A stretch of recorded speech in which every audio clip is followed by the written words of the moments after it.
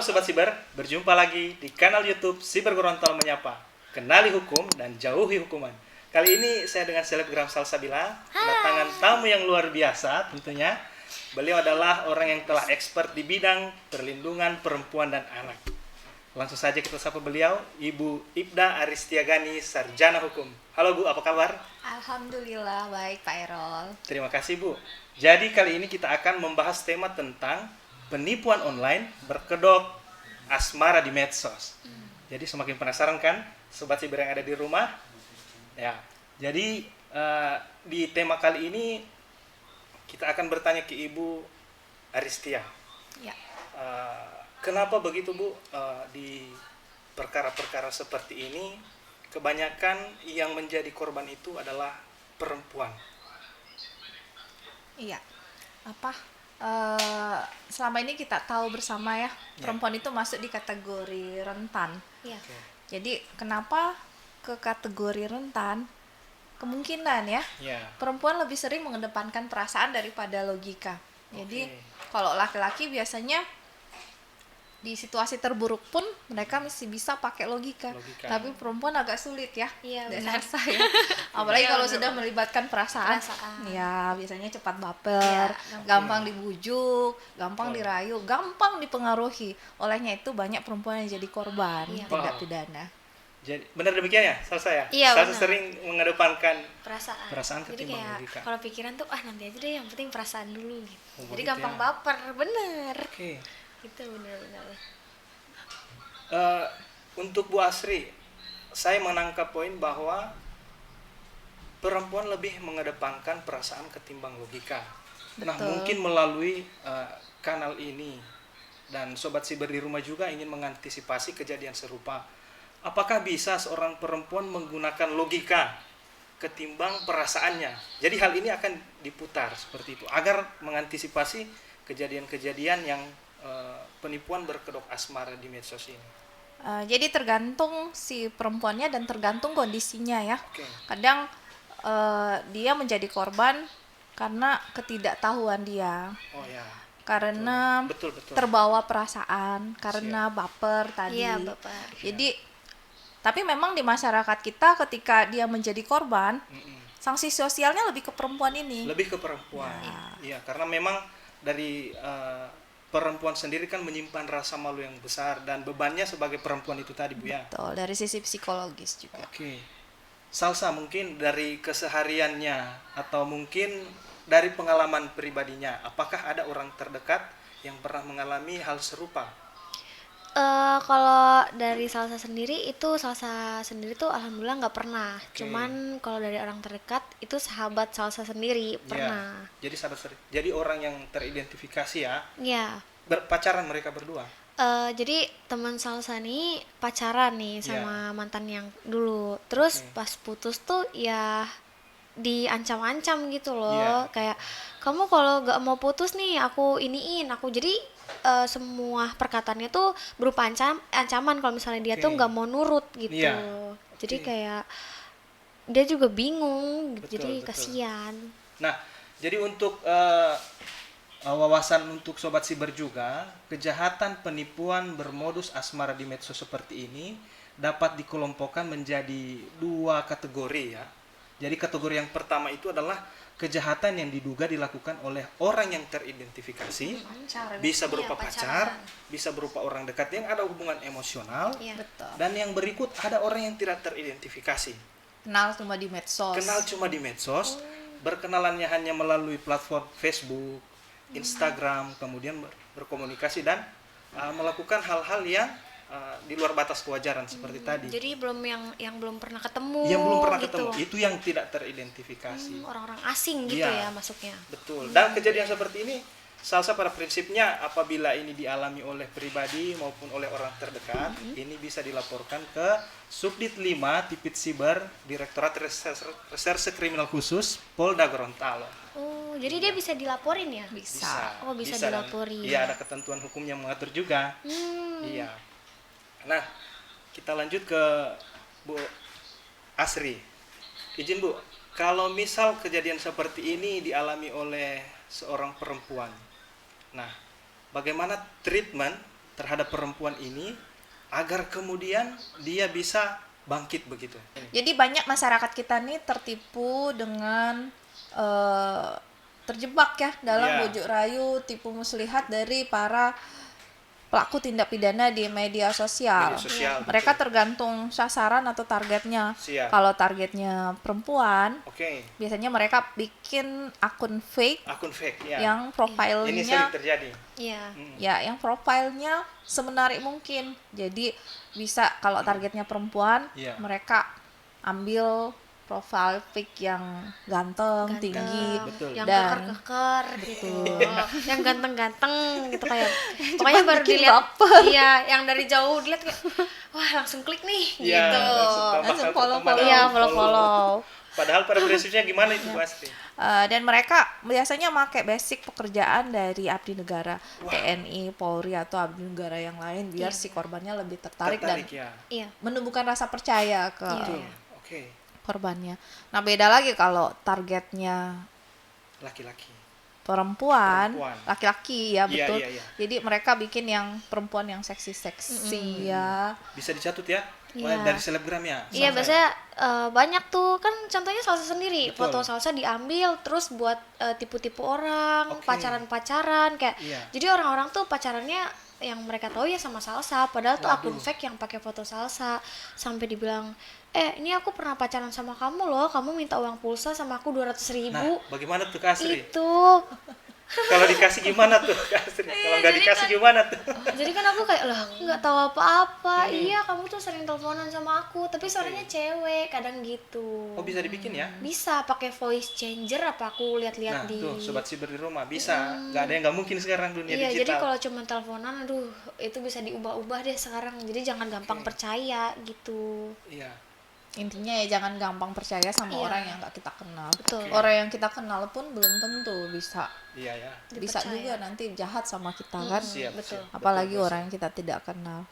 Dan sekarang aplikasi di media sosial itu sangat banyak di medsos. Jadi apalagi kalau cuma telepon, yang video call aja bisa diakali. Bisa dirubah. Apalagi kalau cuma telepon atau chat-chatan. Telepon yang tidak bisa lihat satu sama lain secara fisik. Betul. Nah, mungkin saya juga ingin membagi Bu Asri kepada teman-teman atau sobat siber di rumah bahwa cara untuk mengidentifikasi pelaku penipuan dengan modus asmara di medsos ini, kita bisa melihat dan mengidentifikasi akun yang digunakan. Anak muda lebih tahu nih biasanya. Anak muda tuh. Biasanya bagaimana tuh? Cara mengidentifikasinya. Kalau saya tahu, tapi mungkin tanya dulu ke Salsa kayak mana. Iya, boleh. Kalau menurut Salsa tuh biasanya akun-akun yang palsu, mau ngejerat yang cewek atau yang cowok, biasanya lihat dulu dari followers. Jelas, pintar. Followers dulu, pengikutnya nih. Kan kayak misalnya anggaplah cowok-cowok ganteng nih, atau cewek-cewek yang cantik-cantik banget, yang seksi-seksi lah, anggaplah yang buat mereka ini. Itu pasti followersnya banyak gitu, dan mereka tuh untuk followingnya mereka lebih sedikit, karena mereka lebih memilah-milih. Jadi kalau misalnya lihat cowok-cowok ganteng, ini cewek-cewek nih biasanya kayak ngeliat cowok ganteng dikit, ya ampun, jangan kayak gitu. Padahal tuh akun fake gitu. Terus saking mungkin kurangnya pengetahuan, jadi kayak di chat dikit baper. Jadi bisa lihat dari followingnya aja sih biasanya. Oh, satu aja ya Salsa ya? Iya. Itu yang pertama dari Salsa. Lihat followers dari si akun fake itu apakah banyak atau sedikit. Kalau sedikit patut dicurigai bahwa itu adalah akun yang akan disalahgunakan oleh si penggunanya. Kemudian yang kedua, bisa jadi kita mengidentifikasi antara satu foto profil dengan foto profil lainnya. Biasanya mereka menggunakan random foto ya. Jadi satu foto dengan foto lainnya itu tidak sama. Cuma dibuat sebagaimana spesifik mungkin bisa menarik perhatian para korbannya. Itu dari situ saja harus diidentifikasi oleh sobat siber yang ada di rumah agar terhindar dengan kejahatan seperti ini. Nah, biasanya Bu Asri, kalau sudah kejadian, biasanya si korban ini termakan bujuk rayu oleh pelaku dan telah terlalu jauh melakukan hubungan secara intens, baik melalui komunikasi via telepon maupun orang yang dikenali ini. Atau sudah berhubungan pacaran, sudah ada konten yang bau pornografi. sensitif, Ya. Oh ya. pornografi di dalamnya. Iya. Nah, kemudian dikuasai oleh si pelaku ini dan telah disebarkan. Ya. Tentu kan oleh korban ini, dalam hal ini si perempuan, pasti kan merasa terserang psikologinya. Iya, benar. Bagaimana tuh Bu Asri untuk menghealing? Kena mental Iya, bahasanya ya. betul. Kita dari segi pidana dulu ya. Oke. Oh ya. Negara kita sangat melarang komersialisasi konten pornografi. Iya, Sangat. Dan dilarang. banyak di masyarakat itu yang tersebar adalah konten pornografi yang diproduksi secara amatir. Betul, betul. Ya, Yang disebar itu tanpa sepengetahuan dari si pembuat konten. betul. Bisa secara video call. Oh, video call, Iya, iya. biasa aja. Yang direkam. viral-viral tuh biasanya. Ya. Betul. Terus Bu Asri? Kemudian pada saat misalnya video Iya. karena sudah dekat, sudah percaya, sudah baper. Oh, jangan. Jangan. Sobat Siber, Jangan ya. merasa itu adalah duniamu sendiri. Jangan seperti itu ya. Bisa jadi itu modus. Modus itu. Manis-manis dulu. Dia baper di video call, lama-lama nanti menjurus ke hal-hal yang berbau pornografi seperti Ya. video call telanjang, Betul. atau mungkin diminta mengarahkan kamera ke Organ area-area intim. sensitif Sensitif, kita betul. wanita, dan Ya. tidak menutup kemungkinan pada saat itu dilakukan screenshot Screenshot itu atau teknologi rekam layar. rekam layar. Nah, ini yang Dijadikan bahaya. senjata nih biasanya Sobat Siber nih. Oh, iya, Antisipasi ya hal-hal seperti ini. Dan nantinya ini akan digunakan oleh si pelaku. Oke. Kalau misalnya mereka pacaran, kan udah saling kenal. Iya. Betul.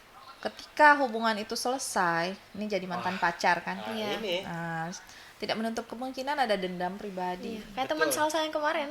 Aku sebar nih videonya gitu. ancamannya kalau nggak mau balikan ya. Iya, kamu kalau nggak mau pacaran lagi sama aku sebarin nih Iya, gitu. iya. Nah, kan temanku juga jadi bingung kayak, aduh aku mau ngadu tapi aku juga malu soalnya ini aib juga kan gitu. Betul, Makanya bingung harus ditreatnya seperti apa, terus Iya. dia harus ngapain gitu, Nah, Basri. kalau sudah tersebar Bu Sri, kemudian sudah terlanjur malu lah si korban ini.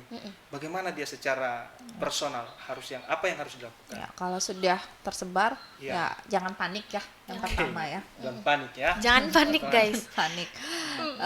Kita tetap perempuan usahakan menggunakan logika kita. Jadi jangan panik, terus kita bisa cari orang terdekat Ya. yang bisa kita percaya, entah Ya. itu orang tua atau Harus. sahabat. Ya. Kemudian laporkan Oke. ke pihak yang berwajib Betul. untuk diproses sesuai dengan hukum Ya. yang berlaku. Jadi ketika dia sudah melaporkan hal ini ke kepolisian, Ya. kita bisa lakukan pendampingan kan, mintakan pendampingan dari dinas sosial, nanti disediakan juga untuk pemulihan psikisnya, karena pasti yang luka itu adalah psikisnya, Psikisnya, Ya, secara mentalnya. psikologi Iya, mental benar. ya. mentalnya dia. Oke. Nah, untuk si korban sendiri nih sudah merasa malu dan pada akhirnya hal yang paling tidak bisa dihindari adalah bunuh diri. Kan bisa jadi saja. Iya, Bu, bisa ya. bisa. itu. Banyak Bisa jadi, kan? kasusnya. Iya. Iya, banyak. Makanya tadi yang paling diserang adalah si perempuan ini, sanksi Iya. sosialnya kan Sanksi paling sosial berat ke dia Iya, perempuan. benar-benar. Jadi yang paling sakit ini psikisnya, Iya. dan bisa berakibat pada depresi. Betul. Depresi ini ujung-ujungnya ada keinginan untuk mengakhiri hidup. hidupnya. Iya. Iya, benar. Kita sangat berusaha itu tidak terjadi. Iya. Jadi orang-orang di sekitar masyarakat juga harus open. Ketika misalnya melihat ada perempuan temannya periang Oh iya, tiba-tiba betul, jadi betul. pendiam. Harus open minded ya. Iya. Kita lihat juga. harus peka juga sama sekitar, Sekitar, ya. iya. Iya, Apalagi Jadi- orang tuanya. Orang tuanya harus peka juga sama anaknya. Terus kalau misalnya kayak gitu kan korbannya perempuannya lebih banyak, kalau nggak dewasa ya remaja. Kalau misalnya yang di bawah umur Bu gimana itu? Iya, biasanya kan anak-anak. Itu bisa Sekarang kan digunakan anak-anak pasal udah main berlapis. HP. Oke. Pasal berat Bu ya. Ya, jadi bisa kena undang-undang perlindungan anaknya, Iya. bisa kena masalah pornografinya, Oke. dari cybernya juga kena. Ah, itu dia. Ya. Betul. Jadi laporkan. Laporkan. Tapi Jadi- kan banyak tuh biasanya yang kayak gitu tuh Bu, takut gitu, kayak aduh aku tuh takut, kayak misalnya belum nanti cacian dari orang tua, belum marah-marah orang tua, belum lagi saudara-saudaranya, belum lagi nanti mau lapornya nggak tahu harus kemana gitu. Itu gimana tuh Bu? Saran kami bangkit dari rasa takutmu, bangkit dari keterpurukanmu, lawan rasa malumu, karena hidupmu masih panjang loh. Nah kayak dia Salsa ini kan masih muda. Betul. Ketika terjebak dalam hal seperti itu, tolong bangkit, laporkan. Jadi ampuni dirimu. Jangan terlalu terpuruk terlalu jauh. Yang bisa menolong dirimu adalah dirimu sendiri. Bener tuh, yang bisa menolong dirimu hanyalah dirimu sendiri. Berarti kalau misalnya anggaplah aku udah salah nih, nggak apa-apa, aku maafin diriku deh, yang penting aku tahu gitu, cuman aku harus bangkit lagi. Betul. Gitu. Oh ya Pak, itu kalau misalnya kayak gitu ada ancaman pidananya nggak tuh? Ada, kalau sudah menyangkut ke hal-hal yang bersifat pornografi atau asusila. Di Undang-Undang ITE sendiri diatur dalam pasal 27 ayat 1 Undang-Undang ITE dengan bunyi setiap orang dengan sengaja dan tanpa hak mendistribusikan dan mentransmisikan dokumen elektronik dan atau informasi elektronik yang bermuatan asusila dengan ancaman pidana 6 tahun penjara dan denda 1 miliar rupiah. Gede juga dendanya ya. Ancaman pidananya juga besar. 6 tahun. Lama 6 tahun penjara. Dan ini tidak main-main, apalagi kalau korbannya adalah anak. Si pelaku ini akan ditambah seperempat dari ancamannya itu. Nah, kalau itu kaitannya dengan ancaman pidana di pasal Undang-Undang ITE. Tapi kita akan mempertanyakan ke Ibu Asri, bagaimana apabila orang yang tidak teridentifikasi ini biasanya menggunakan akun palsu nih. Nah, ini kan kebanyakan orang sudah terjebak karena sudah mendokumentasikan organ intimnya, kemudian oleh si pelaku mengancam akan menyebarkan dan meminta sejumlah uang. Nah, apa yang harus dilakukan oleh korban? Apakah menuruti kemauan untuk mengiyakan permintaan itu? Ketika sudah terjadi seperti itu, jangan sekali-sekali mengirimkan atau mentransfer sejumlah uang. Nah, karena Sobat Siber jangan ditransfer. Ini akan berkelanjutan loh. Dan si perempuan ini akan makin terpuruk di situ. Jadi kalau memang ketemu yang seperti itu, segera laporkan. Harus segera dilaporkan. Langsung dilaporin. Laporkan ke.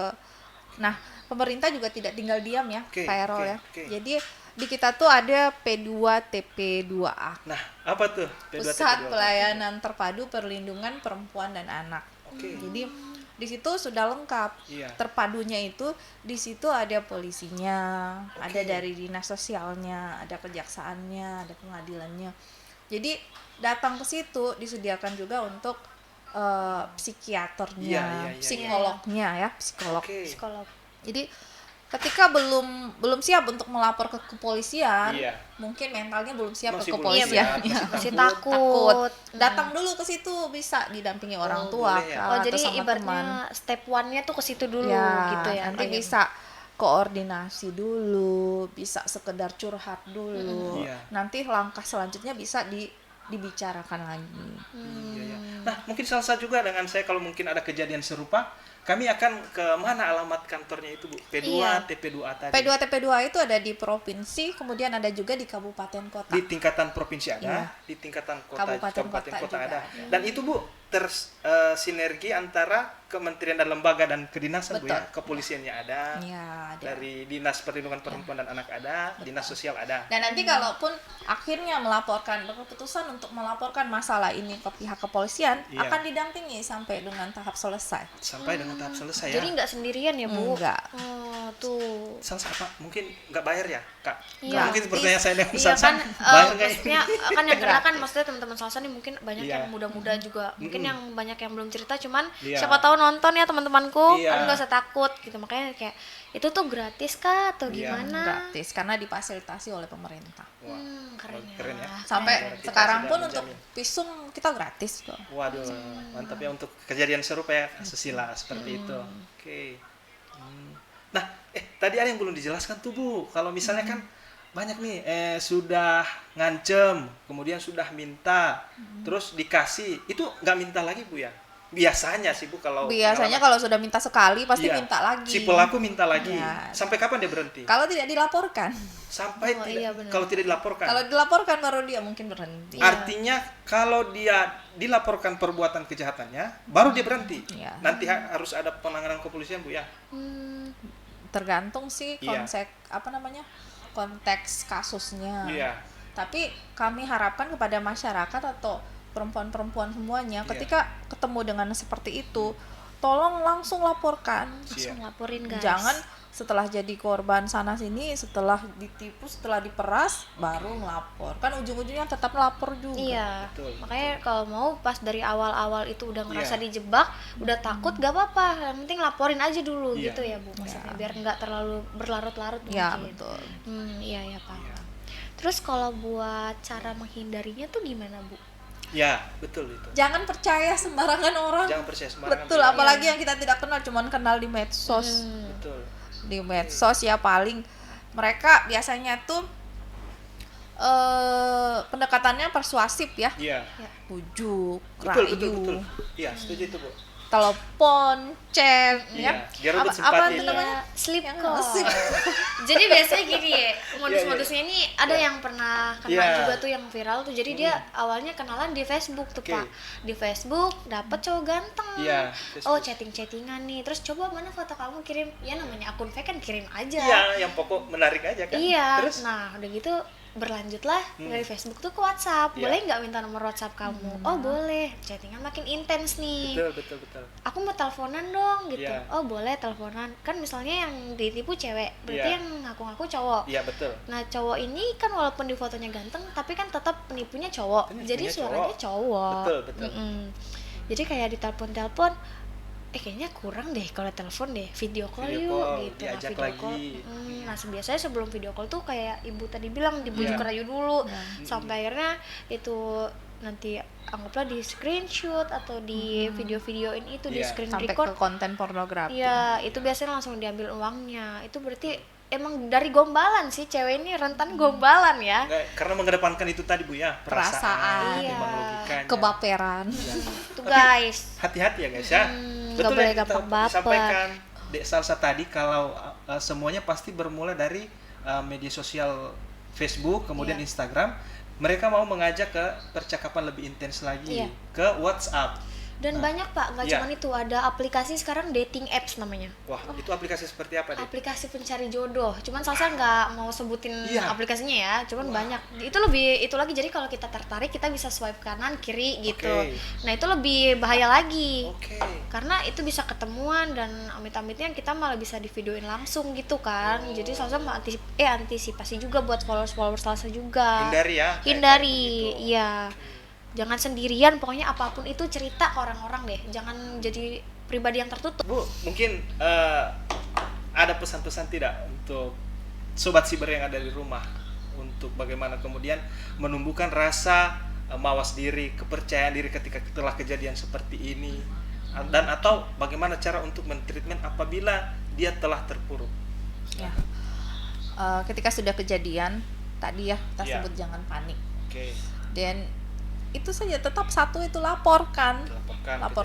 Beranikan diri, ampuni diri, maafkan diri, karena kita manusia biasa ya. Kadang itu kita lakukan atas dalam keadaan tidak sadar, mungkin lebih terbawa perasaan, lebih terbawa kebaperan kita. Karena kesepian juga biasanya, sepi deh, gampang baper hati. Jadi ampuni dirimu kalau kamu sudah melakukan kesalahan. Tabrak rasa malumu, bangkitkan dirimu, maafkan dirimu, dan laporkan masalah itu, biar kita bisa proses secara sesuai dengan aturan hukum yang berlaku. Berarti nanti Salsa bilang sama teman Salsa, kalau ada apa-apa jangan malu, jangan takut, dan yang kalau bisa lebih mawas diri lagi. Jadi nggak kayak asal-asalan, jangan apa-apa percaya. Jadi intinya berarti nggak usah takut dan laporkan ya Bu ya. Betul. Dan kepada orang tua, tolong anak-anaknya lebih diperhatikan. Karena kalau tidak diperhatikan nanti dia cari perhatian di luar. Kita lagi yang repot. Karena kesepian. Betul. Gitu. Ayah ibunya mungkin sibuk kerja, dia cari perhatian di luar. Baik. Oke, baik sobat siber yang ada di rumah, mungkin ini saja yang dapat kami wawancarai secara eksklusif kepada Ibu Ibda Asrigani, dan sampai jumpa. Bye-bye.